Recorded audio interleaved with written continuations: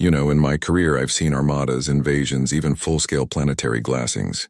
But nothing prepared me for the day the Zeparian Collective showed up with thousands of warships because of a clerical error.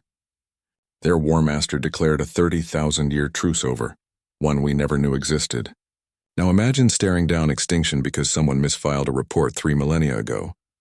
You ever have one of those days where your entire professional reality just dissolves? There I was at the Terran Defense Monitoring Station near Neptune, watching sensor feeds like any other Tuesday, monitoring radiation fluctuations, tracking comets, confirming that nothing in our little corner of space was trying to kill us. The coffee was bad, the screens were dim, and the most exciting thing all shift had been a minor calibration error in the long-range scanners. Then the main display lit up like a holiday parade gone wrong. Thousands of red dots appeared in perfect formation, moving toward us at speeds that shouldn't be possible. Not just contacts, not scattered signals from pirates or curious explorers. This was a full invasion fleet moving with chilling precision, the kind of military organization that makes your training manuals seem like children's bedtime stories. The system identified them before my brain could fully process what I was seeing. The Zeparian Collective. They hadn't been seen in centuries. Their reputation in the galactic history files painted them as peacekeepers, the species that allegedly mediated conflicts between empires that don't even exist anymore. And now they were broadcasting a termination of truce declaration on all channels, citing violations of some agreement we never knew we'd made. Their war master, Sealith, came on screen looking like someone who'd just found out his favorite restaurant had been serving imitation cuisine for 3 centuries. His translated voice carried that particular tone of offended dignity that only beings with truly meticulous record-keeping can muster.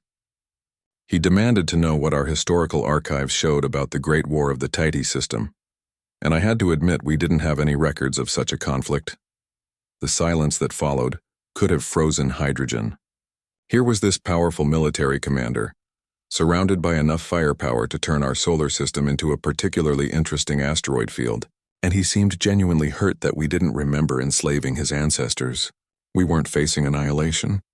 We were facing the galaxy's most petulant filing error, a bureaucratic oversight that had apparently been festering for 30,000 years. Next thing I know, I'm trying to explain Roman record-keeping practices to a being who thinks Emperor Claudius personally authorized the enslavement of his species.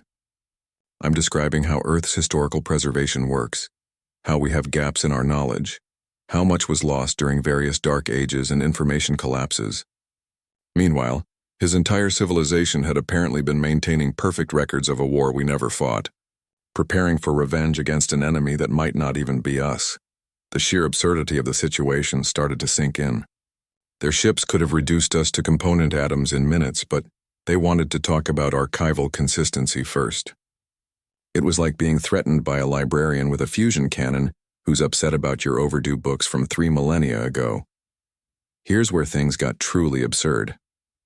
Selith kept referencing this ancient war we supposedly fought against them, describing specific battles, tactics, and territorial disputes with the kind of detail you'd expect from someone who'd actually been there. Their records dated back 30,000 years with perfect clarity, meticulously maintained across generations. Meanwhile, humanity's historical archives are patchy at best. We barely have consistent records past 2,000 years, with huge gaps from various dark ages, library burnings, and good old-fashioned bureaucratic incompetence. They'd been preparing for revenge against a species that might not even exist anymore, spending centuries building weapons and training warriors to fight enemies who were likely dust long before their great-great-grandparents were born.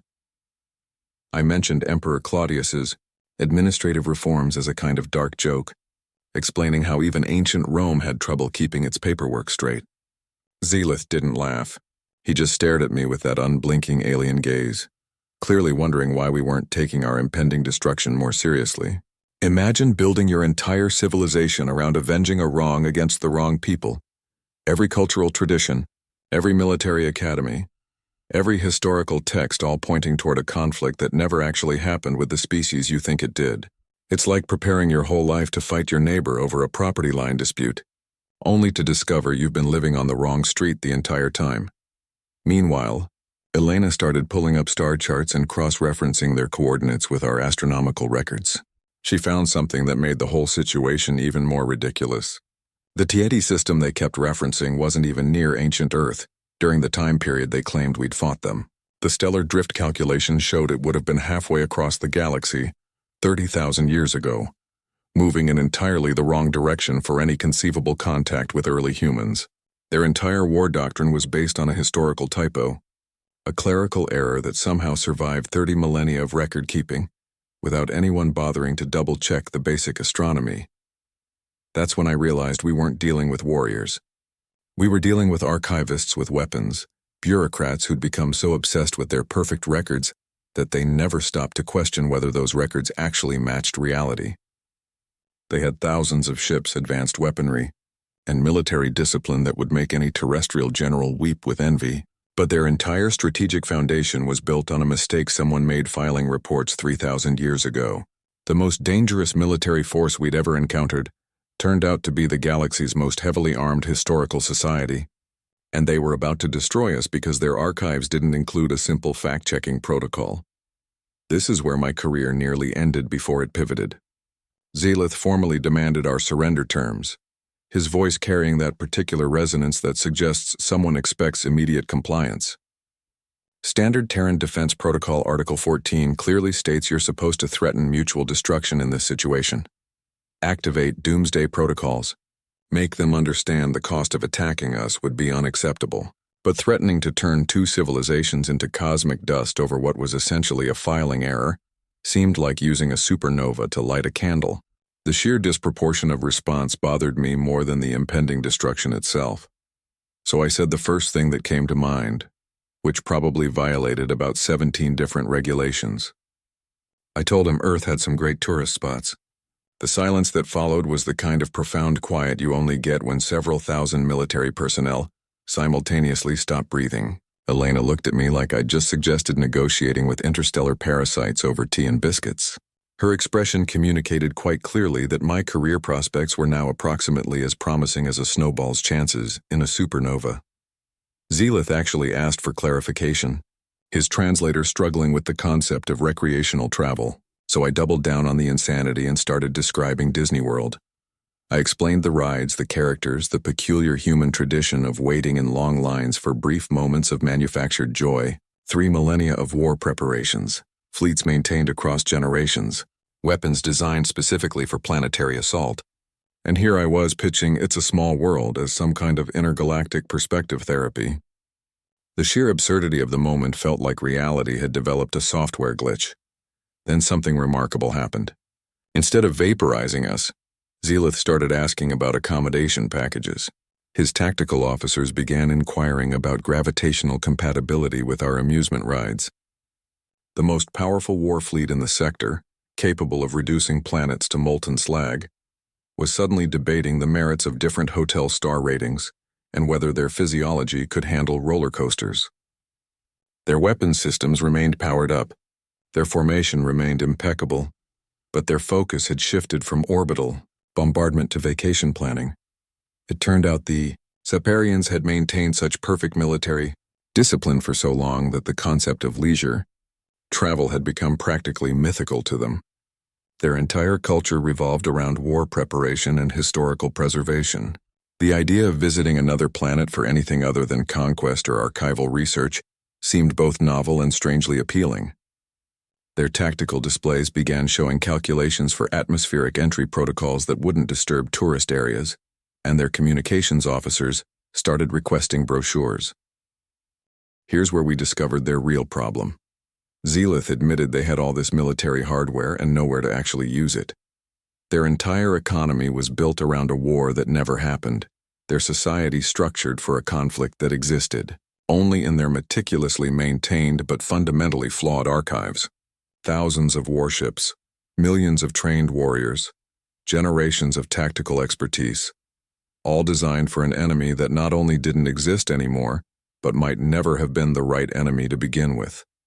They were the most impressive military machine I'd ever seen, perfectly maintained and utterly without purpose, like a museum collection of weapons that everyone had forgotten were supposed to be used rather than simply polished and catalogued. So I asked the obvious question that apparently nobody in their civilization had considered in 30,000 years. What if you became security consultants instead? The name came to me while looking at their terrifying flagship through the observation window. Galactic Security Solutions. It had that corporate ring to it, the kind of blandly professional name that makes extreme violence sound like just another service offering. They'd been peacekeepers for 30,000 years before this whole mistaken war obsession took over. This was just expanding their service portfolio, taking those same skills and applying them to the modern galactic economy's actual needs, rather than historical grievances. The Zeparian command staff went quiet again, but this time it was the silence of calculators rather than weapons targeting systems. You could almost see the mental shift happening across their entire fleet, as warriors who'd trained their whole lives for one specific apocalyptic confrontation suddenly realized their skills might have other applications. Their tactical officers began running projections. Their logistics experts started calculating operational costs. Their historians looked slightly offended that their life's work was being repurposed for commercial gain, but even they seemed intrigued by the practical application of all that knowledge. We went from potential targets to business partners in about 20 minutes of conversation. The shift was almost dizzying. One moment they're discussing the optimal atmospheric entry patterns for orbital bombardment. The next they're asking about liability insurance requirements and client satisfaction metrics. Their weapon systems remained active. Their formations stayed perfectly aligned, but now they were positioned as assets rather than threats. Turns out, everyone needs good security. Mining colonies, trade routes, developing worlds. The galaxy is full of entities that require protection, and having a former peacekeeping force with 30,000 years of institutional knowledge suddenly available for hire represented a market opportunity unlike any other. Even species who almost wipe you out can become valuable partners when you realize their entire military structure is essentially a misplaced service industry waiting to happen. The Zeparians had the discipline, the technology, and the organizational capacity to provide security services on a scale nobody else could match. They just needed someone to point out that their customers shouldn't be the people they were pointing weapons at. The transition from vengeance-driven warriors to professional security providers turned out to be surprisingly straightforward once someone suggested they might actually get paid for doing what they'd been preparing to do for free. Now came the practicalities of housing a former invasion force. Where exactly do you put 47,000 warships when they're not actively destroying planets? Earth's orbit was already crowded with satellites, space stations, and enough debris to make navigation tricky, even on a good day. The last thing we needed was adding a few thousand capital ships to the traffic control problems. The asteroid belt became the obvious solution. Plenty of space between Mars and Jupiter, minimal existing traffic, and enough raw materials floating. Around that, we could eventually build proper facilities without shipping everything from Earth. Then we had to house all their warriors. Zero-gravity accommodations aren't cheap to build or maintain, especially when you're talking about housing several million beings accustomed to military-grade living standards. The Zeparians had specific atmospheric requirements, gravitational preferences, and dietary needs that made Earth-based facilities impractical. We ended up converting older mining stations and constructing new habitation modules right there in the belt, creating what essentially became the galaxy's most heavily armed residential community. Recreational facilities became essential almost immediately. Morale matters even for mercenaries, and warriors who've trained their whole lives for interstellar conflict don't exactly transition smoothly to peacetime operations without some outlet for their energy. We installed combat simulators, tactical, training arenas, and physical conditioning facilities that would make any military academy jealous. The unexpected development was the bowling leagues that emerged as team-building exercises. Watching 7-foot-tall armored warriors carefully calculating orbital mechanics to knock down pins in zero gravity became a weekly spectacle that somehow improved interspecies relations more than any diplomatic meeting ever could. We turned a potential invasion force into the galaxy's best-armed neighborhood, complete with community events, shared facilities, and a surprisingly effective neighborhood watch program. The asteroid belt hub grew from a temporary parking solution into a proper operational base, with docking facilities, repair bays, and command centers that could coordinate security operations across half the galaxy.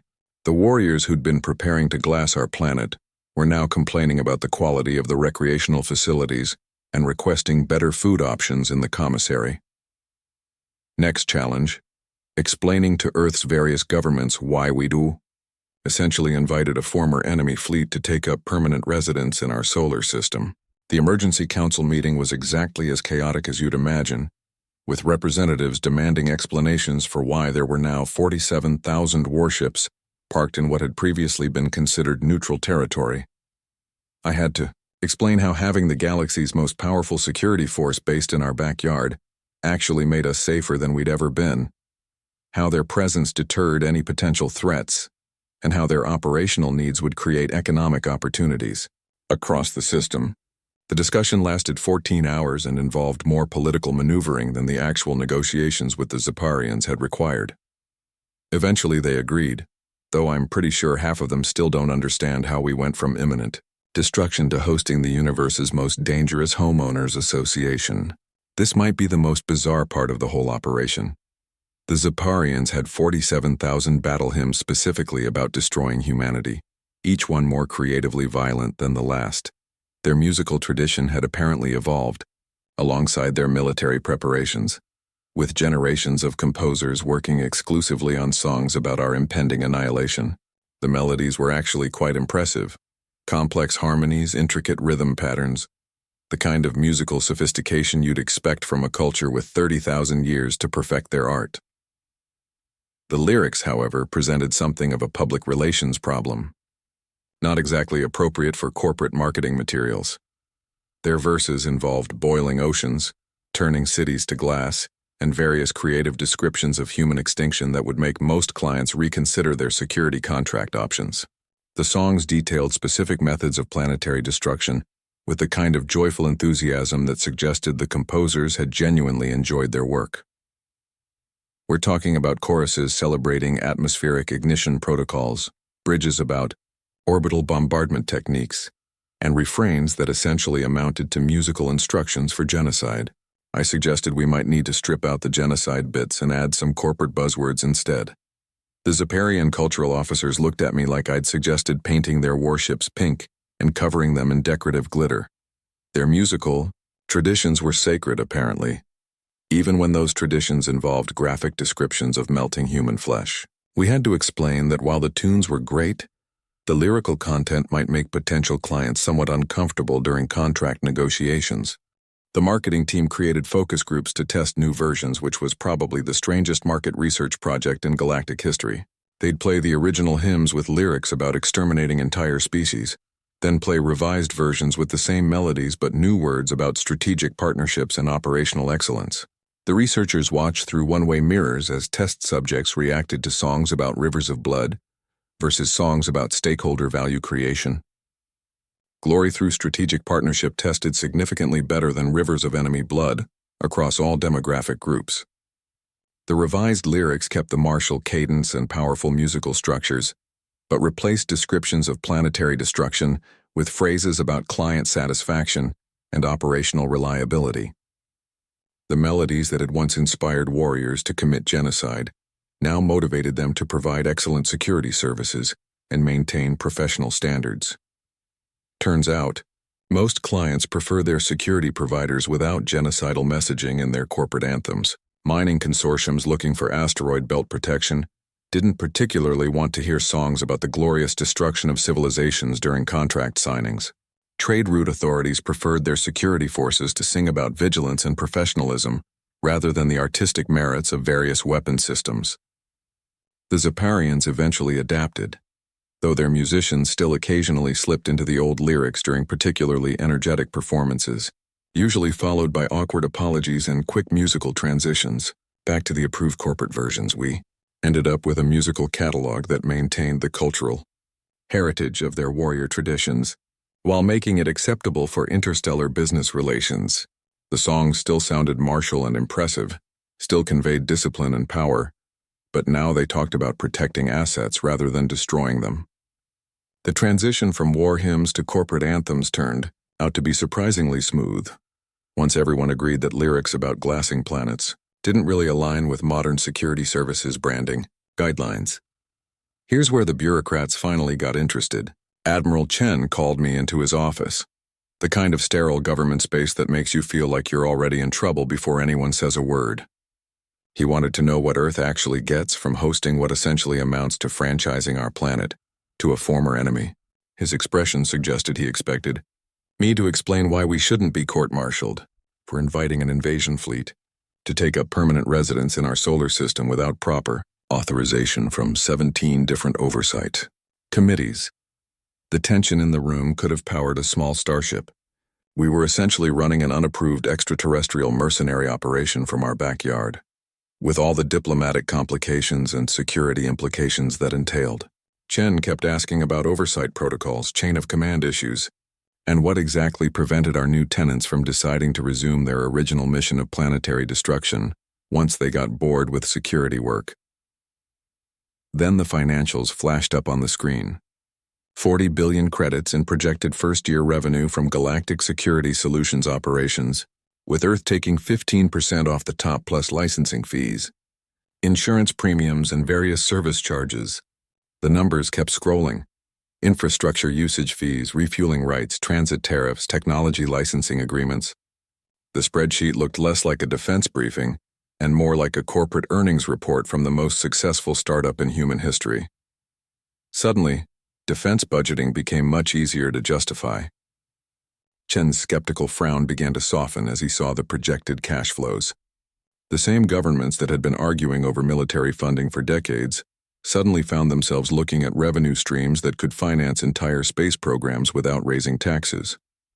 Education, healthcare, infrastructure, all those perennial budget problems started looking solvable when you have interstellar mercenaries generating income just by parking their ships in your asteroid belt and occasionally providing security services to mining operations. We turned a potential extinction event into a revenue stream so lucrative that accountants started getting involved in strategic defense planning. The same politicians who'd been questioning the wisdom of the arrangement suddenly became concerned about optimizing profit margins and expanding service offerings. Environmental impact assessments that would have taken years for a terrestrial project got fast-tracked when they involved revenue-generating space infrastructure. Regulatory hurdles mysteriously vanished when the economic impact projections started showing positive numbers for every Earth government involved. Never underestimate human creativity when money's involved. The same species that almost got wiped out over a filing error suddenly became brilliant entrepreneurs when presented with financial incentives. Lawyers who'd never left Earth started drafting interstellar contract language. Insurance companies developed policies for alien mercenary operations, and tax authorities created entirely new revenue codes for extraterrestrial security services. The bureaucratic machinery that normally moves at glacial speed suddenly achieved warp drive when someone calculated the percentage cuts various agencies could claim. The transition from existential threat to economic opportunity happened so completely that within weeks, you had finance ministers arguing over distribution formulas for galactic security revenue while defense officials worried about maintaining operational control of assets they now saw as income-generating properties. The same admirals who'd been preparing last-ditch defense plans were now reviewing profit and loss statements for mercenary operations, trying to balance military readiness with quarterly earnings targets. We went from planning how to survive an invasion to optimizing the financial returns on not being invaded, which has to be the most peculiar economic transition in human history. The accountants had taken over the war room, and somehow that made everyone feel much safer about the whole arrangement. This changed everything. We had the ships, the warriors, the business model, but Galactic Security Solutions needed legitimacy to operate across multiple systems. You can't just show up in someone else's territory with 47,000 warships and claim you're there to provide security services without proper credentials. The Galactic Council views mercenary groups with the kind of suspicion usually reserved for unstable stellar phenomena and tax auditors. Their standard procedure involves restrictions, oversight committees, and enough paperwork to drown a small moon. We were facing bureaucratic hurdles that made actual combat seem straightforward by comparison. But a peacekeeping force turned security provider represented something the Council hadn't encountered before. Most mercenary operations they dealt with were either corporate entities looking for profit or military factions selling their services between conflicts.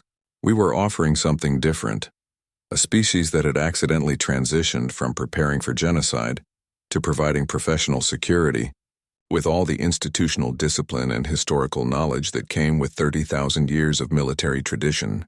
The Council's representatives kept asking questions about our operational protocols, our chain of command, our conflict resolution procedures. They seemed both confused and intrigued by the whole arrangement. They granted us official recognition and exclusive arbitration rights after what felt like endless deliberations. The approval came with more conditions than a prenuptial agreement, but the core authorization gave GSS legal standing to operate across Council space. The documents arrived in formats that required 3 different translation systems to process, filled with clauses about acceptable force levels, dispute resolution mechanisms, and financial accountability standards. We went from being an unauthorized mercenary operation to the galaxy's only, officially recognized interstellar security provider, in the time it usually takes some species to decide what to have for breakfast. Earth became a legitimate power broker almost by accident. One day we're a backwater planet facing extinction over a filing error. The next we're signing contracts that give us influence over trade routes, resource disputes, and territorial negotiations across half the known galaxy. Our representatives found themselves sitting at tables with species that had existed for millions of years, discussing matters that would have been pure science fiction a few months earlier. The same governments that had been arguing over border disputes and fishing rights were now helping draft interstellar security protocols and trade arbitration frameworks. From nearly being wiped off the map to helping map galactic trade routes represents the kind of career pivot you don't see in standard military training manuals.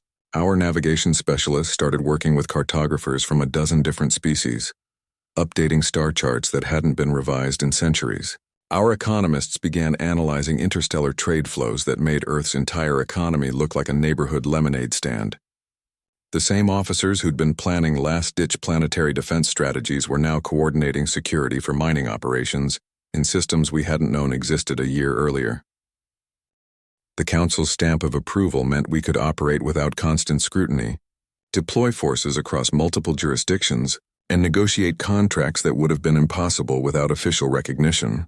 Clients who'd been hesitant to hire what essentially amounted to armed strangers suddenly became eager to work with the galaxy's only Council-approved security provider. The paperwork mountain decreased, the operational flexibility increased, and the revenue projections started looking even more impressive. We'd gone from potential targets to legitimate players in galactic affairs, all because someone decided our particular brand of accidental mercenary operation represented an innovation worth sanctioning rather than suppressing. Our first real test came from an unexpected direction. The Centauri Federation contacted us with what they called a star sentience issue, which sounded like the kind of problem you'd expect from a bad science fiction novel rather than a legitimate security concern. Their primary sun appeared to be developing consciousness, fluctuating its energy output in patterns that suggested either intelligent communication or the universe's most inconvenient mechanical failure. They'd tried everything from military interventions to scientific approaches, sending probes, energy dampeners, and even attempting communication protocols that apparently just made the star more irritable. The contract came with a substantial payout for successful resolution, enough to make even our most skeptical financial officers stop questioning the wisdom of our new business model. The Centaurians were desperate, their civilization facing potential collapse if their star decided to reduce output or worse, undergo some kind of energetic tantrum. They wanted GSS to mediate between them and their awakening stellar neighbor, which presented the peculiar challenge of negotiating with a being whose thought processes involved nuclear, fusion, and gravitational dynamics rather than anything resembling conventional consciousness. We assembled a specialized team that included cross-species, communication experts, stellar physicists, and someone who claimed to understand entity psychology. The discussions involved more theoretical physics than tactical planning, with whiteboards filled with equations trying to calculate the emotional state of a ball of superheated plasma.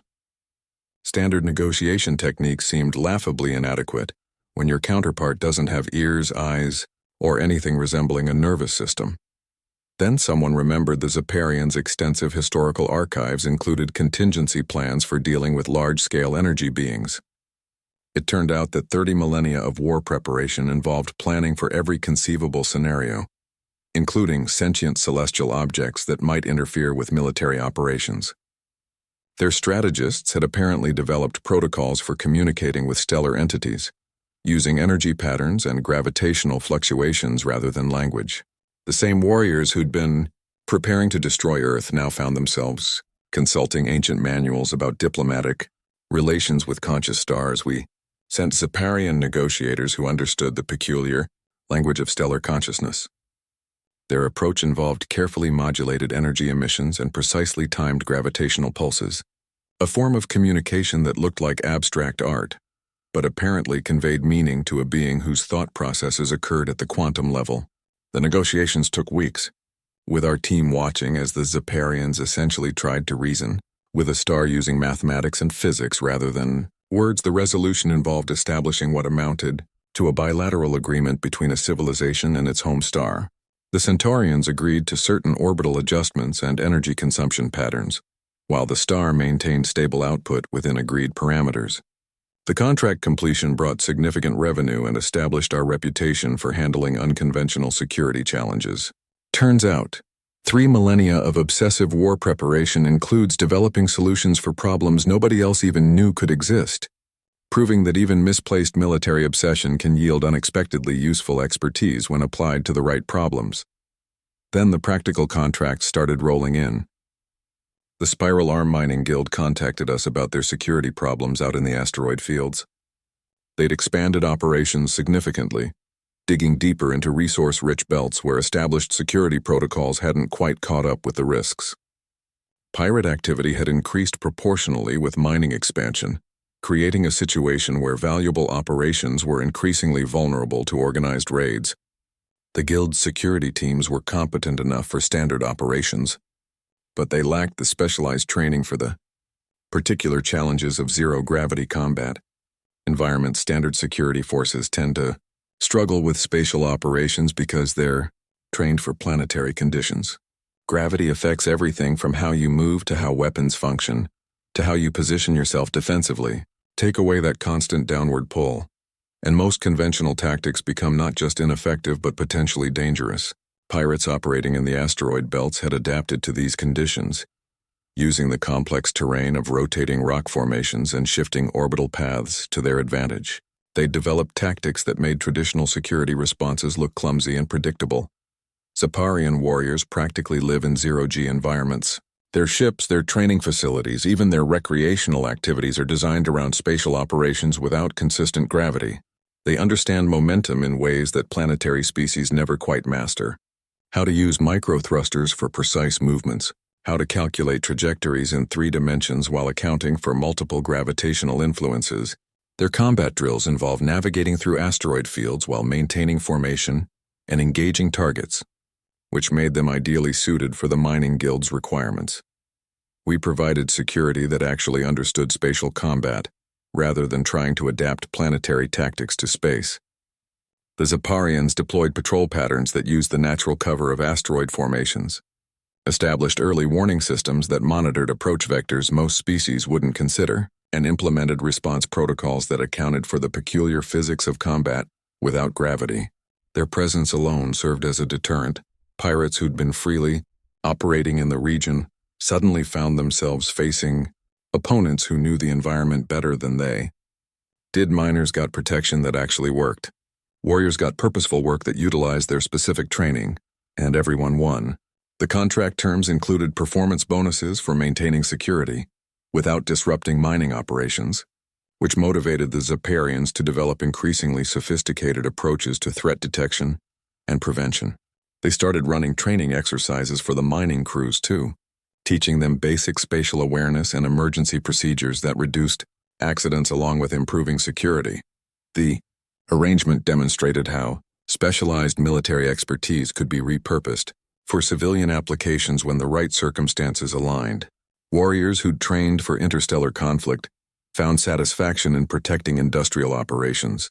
Miners could focus on extraction without constant worry about security breaches, and the revenue from the contract helped fund further expansion of GSS capabilities. It turned out that 3 millennia of preparing for space combat had created skills that were surprisingly marketable in the growing field of industrial spatial security, proving that even the most narrowly focused military training could find practical applications in peacetime economies. This might be my favorite contract yet. A luxury resort planet contacted us about their indigenous wildlife problem, the kind of place where wealthy tourists pay small fortunes to experience exotic environments without actually risking anything more dangerous than a sunburn. Their problem involved local predators that viewed tourists as convenient meal opportunities rather than paying customers. The creatures were smart enough to avoid standard security patrols but not sophisticated enough to understand property boundaries or liability. Waivers tourists kept wandering into predator territories. Despite warning signs, guided tours, and perimeter fencing, the resort had tried everything from automated deterrent systems to armed patrols. But their previous security solutions involved too much collateral damage. They'd lost several expensive animals to overzealous protection details, and the negative publicity from dead endangered species was starting to affect their booking numbers. Their dilemma was classic resort management. How do you keep guests safe without turning the unique natural environment that attracts them into a sterilized theme park version of nature? We deployed Zeparian trackers who actually understood non-terrestrial ecosystems. Their military training included survival skills across dozens of different planetary environments, from methane atmospheres to high-gravity worlds. They could read animal behavior patterns, track movements through alien terrain, and predict predator activity with an accuracy that made the resort's previous security teams look like children playing hide-and-seek. The warriors who'd been training to hunt humans now found themselves protecting them from considerably more dangerous local wildlife. Their approach involved habitat modification rather than direct confrontation. They identified the specific attractants that drew predators toward tourist areas, waste management issues, water sources, even certain ornamental plants that happened to be the favorite food of the local herbivores that the predators hunted. By making small adjustments to the environment, they reduced the reasons for predators to approach populated zones without needing to eliminate the animals themselves. They implemented non-lethal deterrent systems using noise-making devices and scent repellents that discouraged predators without harming them. Their tracking skills allowed them to monitor animal movements and provide early warnings when dangerous species approached tourist areas. The resort could then redirect guests or increase security presence precisely where needed, rather than maintaining constant armed patrols everywhere. The resolution balanced safety with conservation perfectly. Tourists could still experience the wild environment that made the resort unique, just with slightly more guidance about where not to wander for sunset selfies. The predators continued their natural behaviors without becoming threats or casualties. The Zeparians found the work surprisingly satisfying, still using their tracking and survival skills, just for protection rather than hunting. Turns out, hunting skills translate remarkably well to guided safari tours when you reposition the objective from elimination to observation.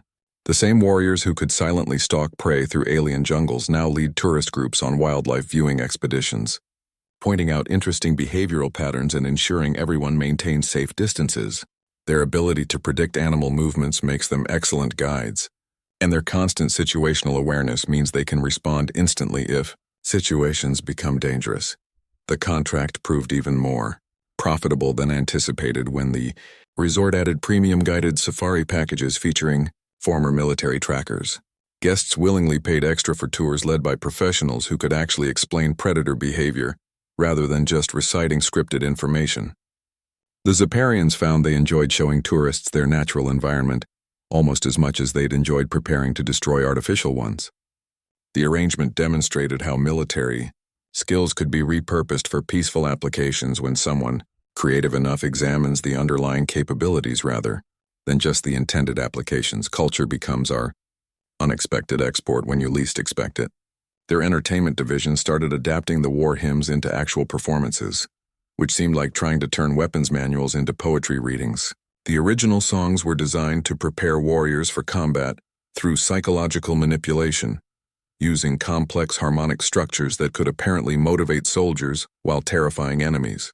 They'd been composed over 3 millennia specifically to inspire genocide, with lyrics detailing various methods of planetary destruction set to surprisingly catchy melodies, converting songs about annihilation into family Entertainment presented the kind of creative challenge that makes most marketing teams reconsider their career choices. They kept the dramatic musical structures, but changed the lyrics completely, replacing verses about boiling oceans and turning cities to glass with corporate messaging about strategic partnerships and operational excellence. The adaptation process involved removing the more violent content while retaining the aggressive motivational undertones that made the music effective in the first place. The new versions were described as much more corporate-friendly, though they still carried that distinctive martial energy that had made the original so effective at preparing warriors for battle. The tension came from balancing musical integrity with marketability. You can't exactly perform songs about glassing planets at corporate events or family entertainment venues without making clients somewhat uncomfortable. The marketing team focused on maintaining the psychological impact of the music while removing the actual trauma-inducing content. They tested various versions, keeping the complex harmonic structures that made the songs memorable, while ensuring the new lyrics wouldn't scare potential customers away. Requiem for a Peaceful Galaxy became a hit across multiple systems, its dramatic melodies and powerful chord progressions now accompanied by lyrics about cooperation and security, rather than destruction and domination. The piece retained the emotional intensity of the original war hymns, but channeled it toward themes of protection and stability. Audiences responded positively to the combination of martial musical tradition with peaceful messaging, creating the strange hybrid that somehow worked despite the inherent contradictions. Nothing says cultural integration like former enemies singing show tunes together. The performances became symbolic of the entire transformation, with warriors who'd trained to destroy humanity now performing adapted versions of their battle hymns as entertainment. The shows featured elaborate productions with lighting effects, choreography, and musical arrangements that highlighted the skills of performers who'd previously focused exclusively on military applications of their talents. The musical spectacular marked a new chapter in their history, demonstrating how even the most war-focused cultural elements could be repurposed for peaceful purposes. Attendees included former clients, potential customers, and even representatives from species that had initially been skeptical about the whole mercenary transformation. The event served as both entertainment and marketing, showcasing the adaptability and professionalism that had become their new brand identity. The success of the performances surprised everyone involved, proving that cultural products could cross interstellar boundaries when properly adapted. What had begun as military preparation material became entertainment that multiple species could enjoy, creating shared cultural experiences that reinforced the new relationships being built across previously divided civilizations. The warriors found satisfaction in performing for audiences rather than preparing to fight them, discovering that applause could be as rewarding as victory in battle and considerably less messy in terms of cleanup requirements. The numbers told their own story when the first quarterly reports came in from GSS operations. Everyone had expected the venture to barely break even, treating it as essentially a very expensive diplomatic solution to what could have been an extinction-level event. The projections showed modest revenue from basic security contracts, with the understanding that we'd be lucky to cover operational costs while keeping 47,000 warships from deciding to resume their original purpose. The spreadsheets landed on my screen with all the anticipated weight of a moderately successful charity operation rather than a profitable business. Instead, we saw profit margins exceeding all projections by factors that made accounting software glitch from the unexpected values. The revenue streams weren't just from security contracts. They included training programs, consulting fees, technology licensing, and what appeared to be a surprisingly lucrative sideline in zero-gravity construction services. The mining guild contracts alone generated enough income to fund Earth's entire space program for a decade, and that was before factoring in the resort planet security, trade route protection, and various arbitration fees. The numbers kept climbing as more departments reported in, each column adding zeros where we'd expected much smaller figures. Client satisfaction scores were unusually high for security services, with multiple clients awarding perfect ratings and expressing their intent to rehire. One commerce guild specifically praised GSS's ability to resolve disputes with minimal collateral damage and exemplary post-conflict cleanup, which apparently wasn't standard in the security industry. Their feedback mentioned the professional approach and negotiation skills, that prevented situations from escalating into violence, which clients seemed to appreciate more than the traditional security model of overwhelming force, followed by extensive property damage. Apparently, professionalism beats mindless aggression every time when you're trying to run a business rather than conquer a galaxy. Clients preferred security providers who could de-escalate situations without destroying infrastructure or creating additional problems that would require expensive repairs. The Zeparians' disciplined approach, combined with their willingness to find non-violent solutions, turned out to be exactly what the market wanted, rather than what military tradition had prepared them to provide. Even the Zeparians seemed happier as respected professionals than as vengeful warriors. Their internal satisfaction metric showed improved morale across all departments, with warriors reporting greater job satisfaction in their new roles than they'd experienced during their centuries of combat training. The psychological shift from preparing for genocide to providing professional services apparently had positive effects on their overall well-being. They enjoyed solving problems rather than creating them, protecting assets rather than destroying them, and being paid for their expertise rather than spending resources on perpetual war preparations. The quarterly report became a document of unexpected success, demonstrating how quickly a military force could transition to peaceful operations when given the right incentives and opportunities. The numbers showed not just financial success, but a fundamental shift in how security services could operate across the galaxy. What had begun as a desperate attempt to avoid annihilation had become the fastest-growing military consulting firm in known space, all because someone realized that talking an invasion fleet out of destroying your planet makes for a better business model than actually fighting them. The accountants stopped worrying about covering costs and started worrying about tax implications of interstellar revenue streams, which represented a much more pleasant set of problems to solve. Our role keeps expanding in ways nobody could have predicted. The Galactic Commerce Guild offered us exclusive arbitration rights after hearing how we'd handled several tricky situations without turning them into full-scale conflicts.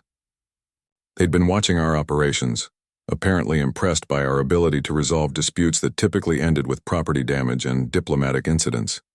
The offer represented a significant shift from providing basic security services to actually mediating between species with serious disagreements, the kind of responsibility that usually goes to established diplomatic corps rather than former military personnel. Trade disputes between species often turn violent because traditional mediators lack enforcement capabilities.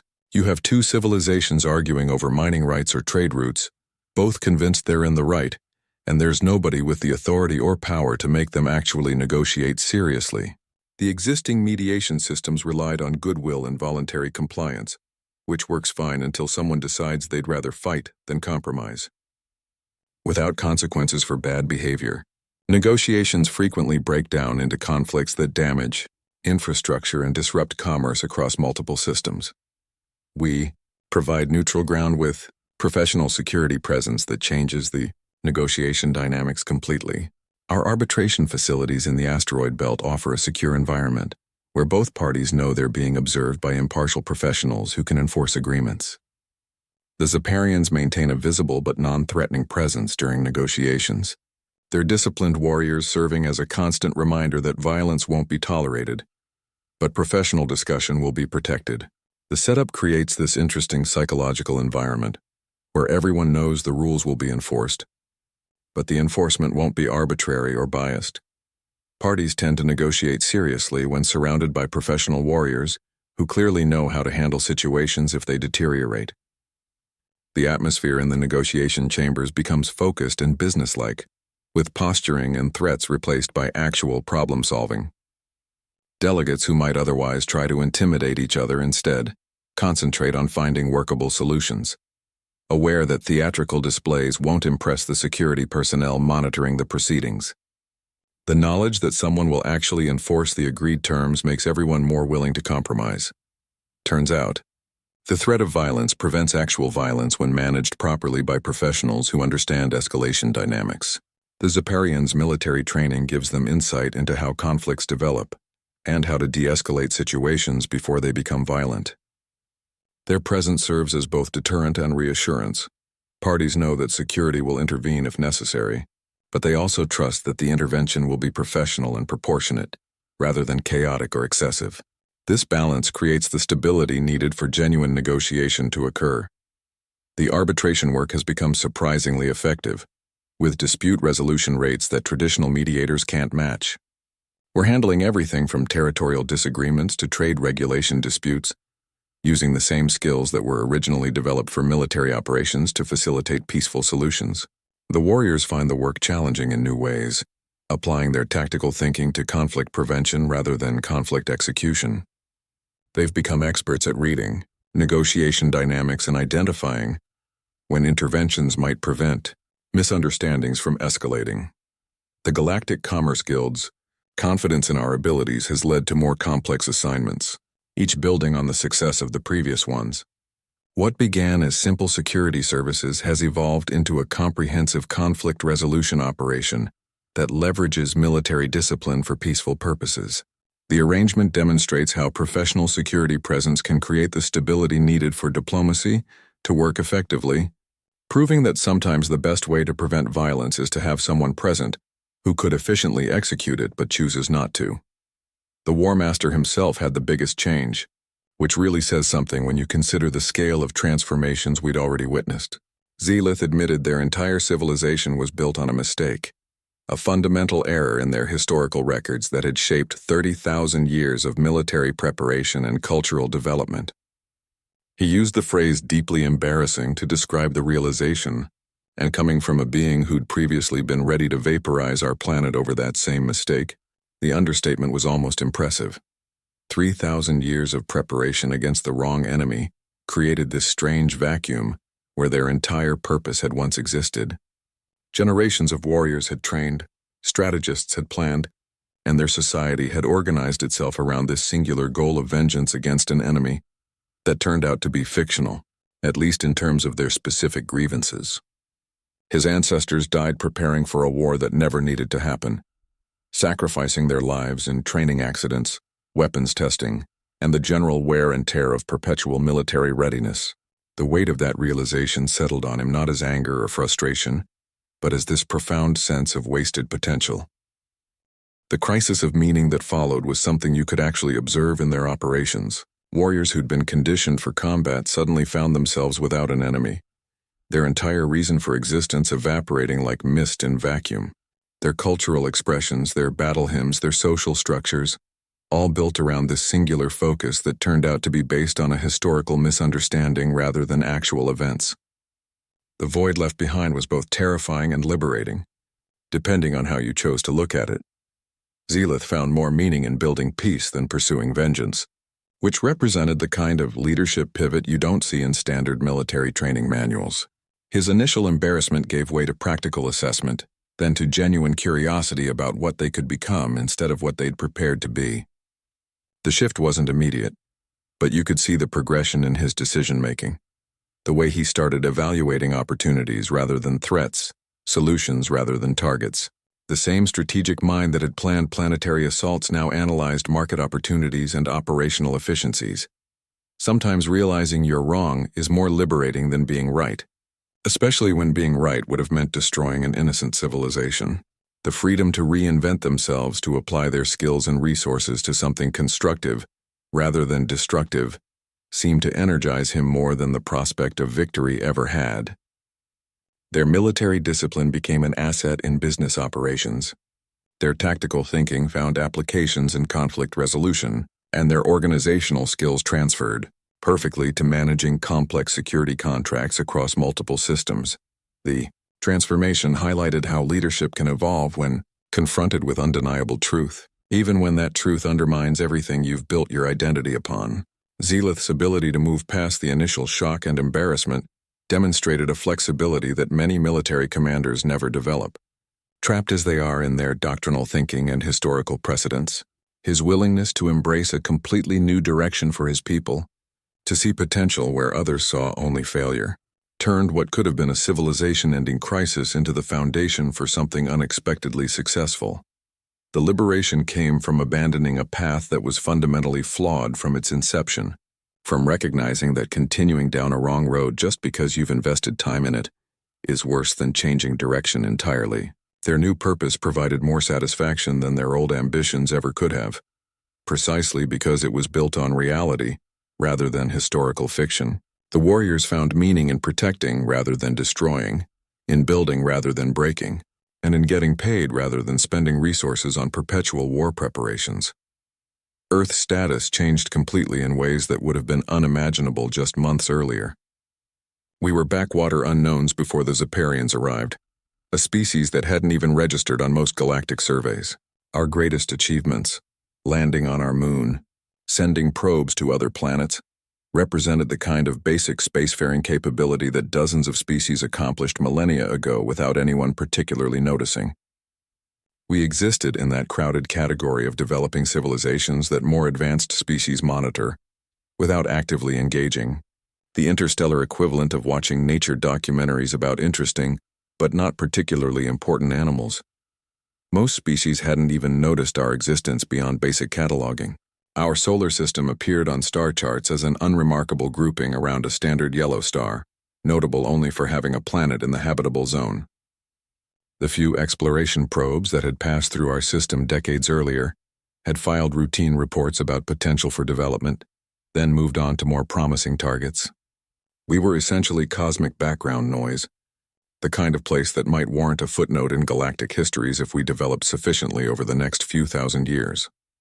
Now, we're the central hub for galactic security and arbitration, a transformation so rapid that our diplomats still occasionally check their notes to make sure they're not misunderstanding the situation. The asteroid belt operations have become the primary coordination center for security services across multiple sectors, with representatives from dozens of species arriving daily to discuss contracts, dispute resolutions, and operational planning. Our neutral status, combined with the Zeparians' professional capabilities, created this unique position where we can mediate conflicts without being perceived as having territorial ambitions or historical biases. Sometimes the best way to become important is to solve other people's problems, even if you're not particularly powerful yourself.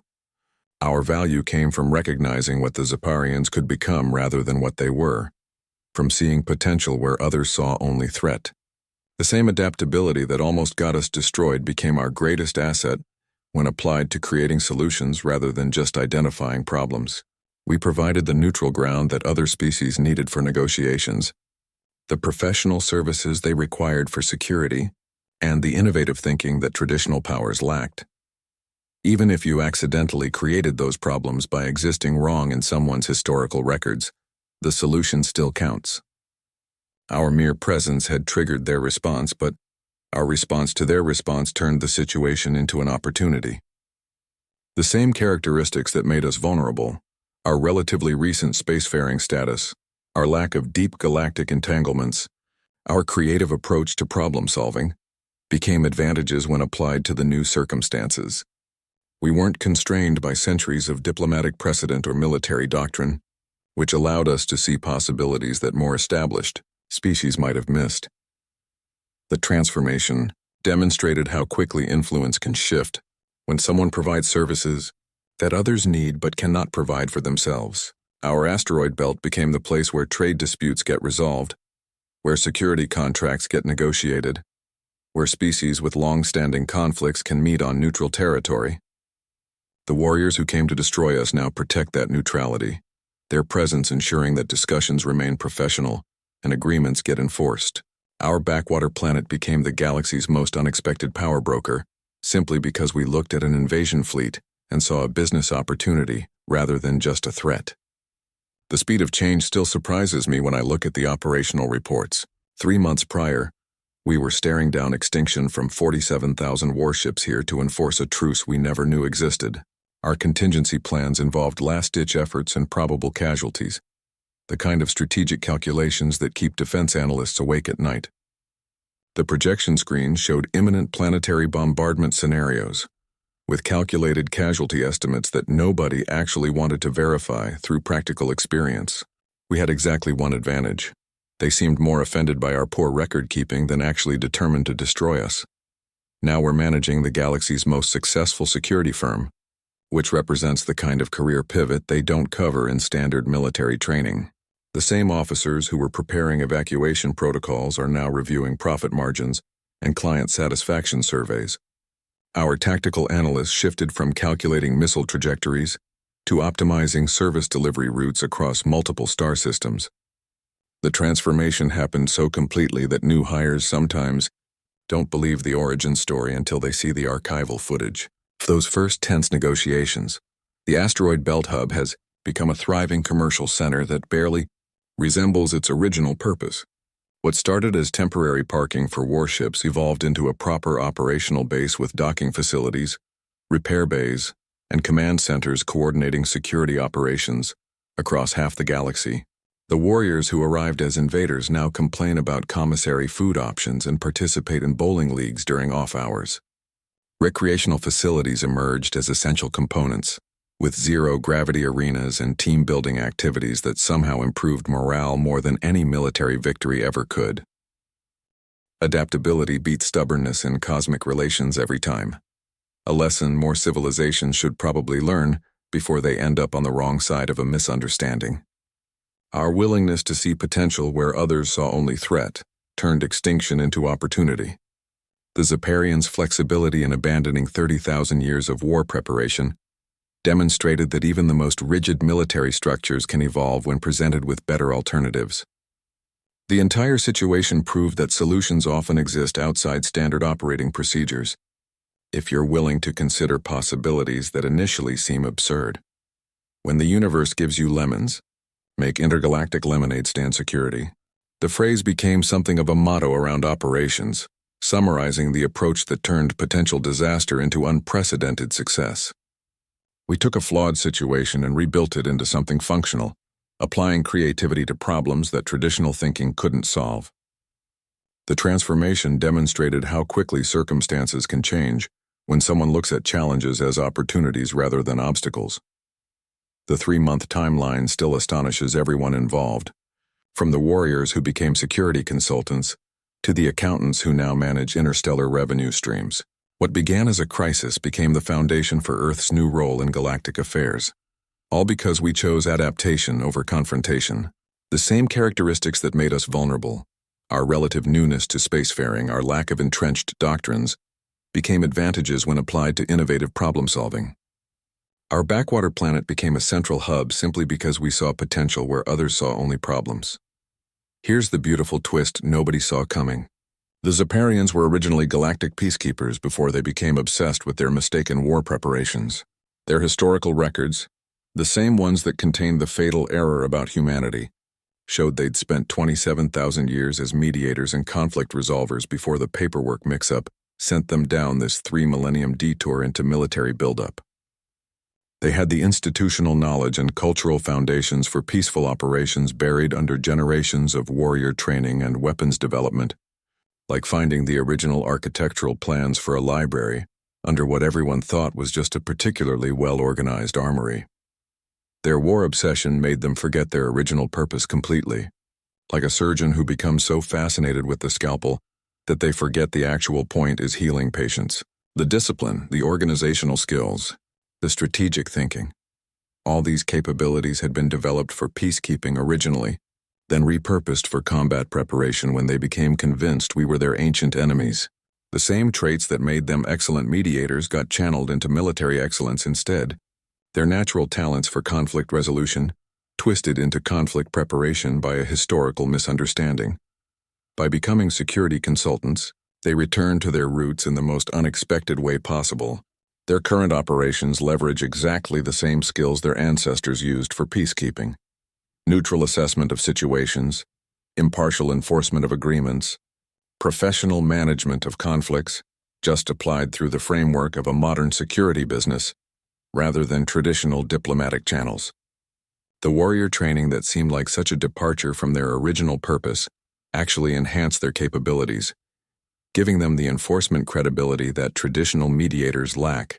They can negotiate with the authority of someone who could enforce agreements physically, but chooses to use that capability as a deterrent, rather than a primary tool.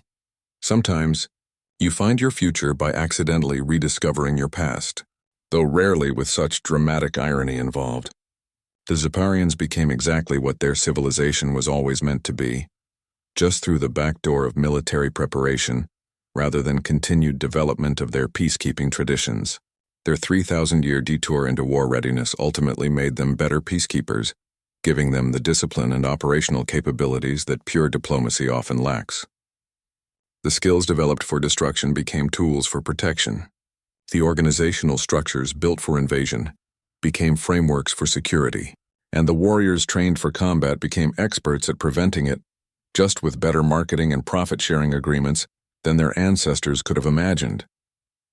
The financial structures and business models we helped them develop actually improved their effectiveness, creating sustainable operations that can maintain their capabilities without relying on government funding or charitable contributions. The revenue allows them to maintain their ships, train their personnel, and expand their operations in ways that traditional peacekeeping forces struggle with.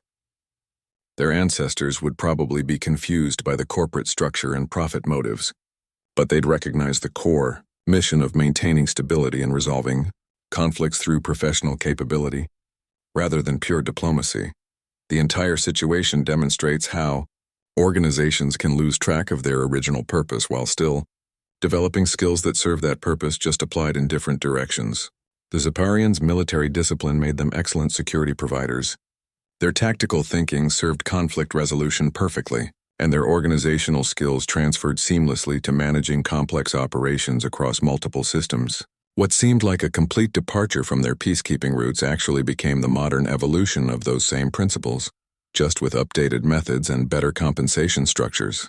Their transformation represents the most ironic case of organizational development in recent galactic history, proving that sometimes the path forward involves circling back to where you started, just with more firepower and better contract management. The galaxy's biggest threats often come from its smallest misunderstandings. 3,000 years of military buildup because some clerk misfiled a report shows how dangerous assumptions can be when nobody bothers to check the facts. Sometimes the best weapon isn't a weapon at all, but a good vacation recommendation or a business proposal that gives everyone a better option than fighting.